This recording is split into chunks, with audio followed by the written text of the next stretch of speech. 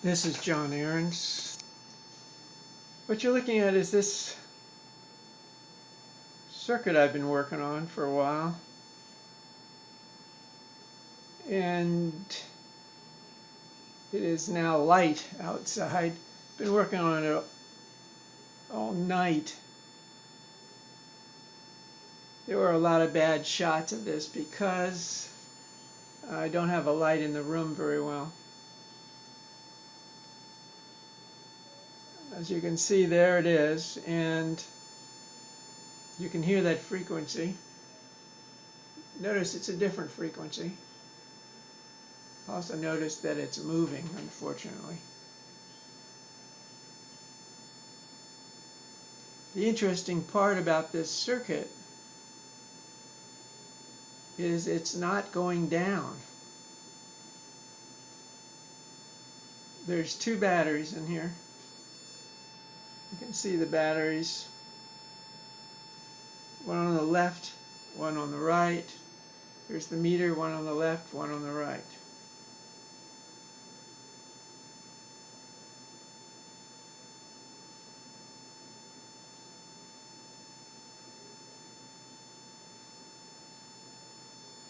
There's my light. This is the load so far. You can see what kind of coil I'm using.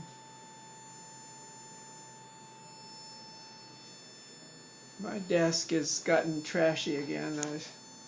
Just too much experimenting, not enough time.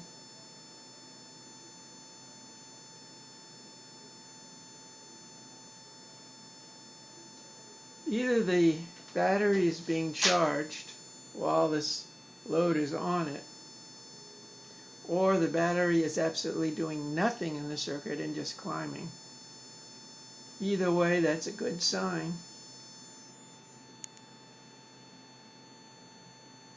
I've been asked a couple of times why I don't put a scope across it. I can't right now because it's putting out so much frequency that my scope, I'm afraid of burning it up. I know there's ways of doing it, but right now I don't want to burn my scope out. I will put it on there again. Basically what I'm showing you is it looks like that there's a realistic goal here.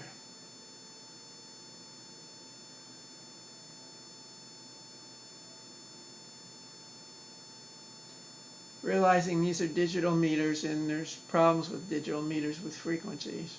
I've put the analog across it, and as close as it can be, these digitals right now are doing the job. The only way you can really truly test this is by waiting for the turn the circuit off and cool it down, and then test what you have left. So far, when I've been doing that, it has been showing the gain.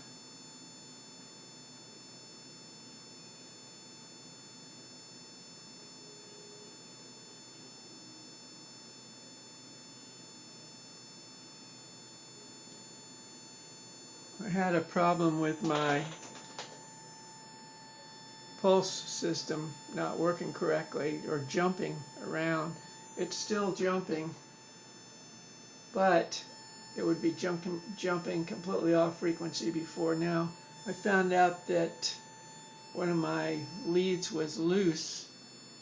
The jumping was from a spark gap that was caused.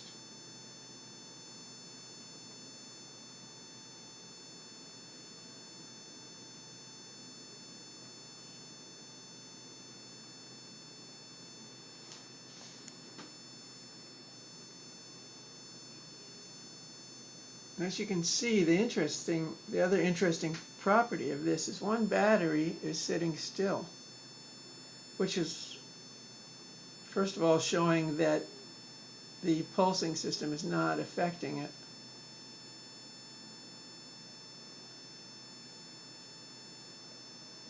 The frequency is very annoying, by the way.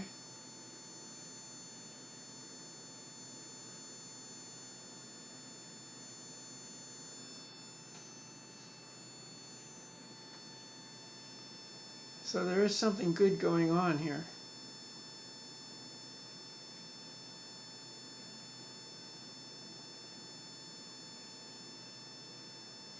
That's a voltage drop you're reading. There's more than 7 volts in the circuit, more than 11. Some crazy reason.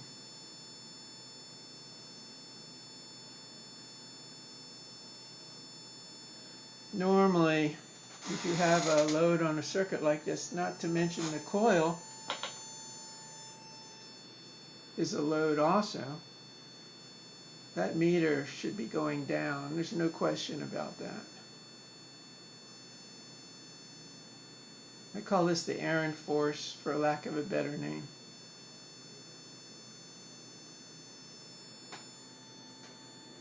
So we're 6 minutes into the test.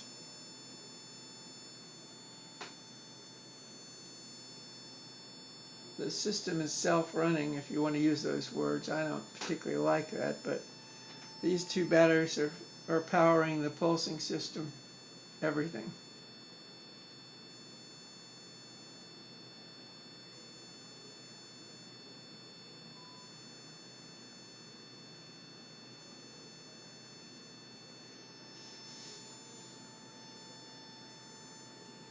That sound.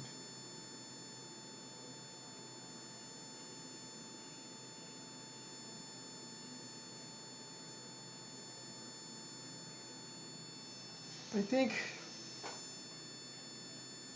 anybody who's watching this should at least say interesting. I know I've had a few bad videos up there in the dark, so to speak, but I'm trying to get someone to fund some of the work I'm doing here. The only way I can do that is to show all my efforts. In the last video was kind of dark. That's because it was the first time I got this type of result. I didn't want to lose it, as we all know who work on this type of equipment, that once in a while it disappears and you want to get it on tape.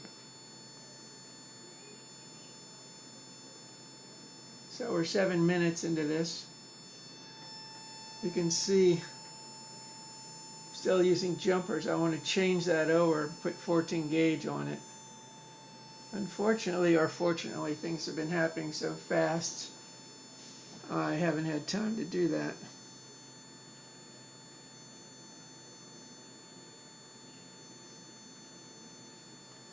Okay, this is John Aaron's. We're 18 minutes into the system.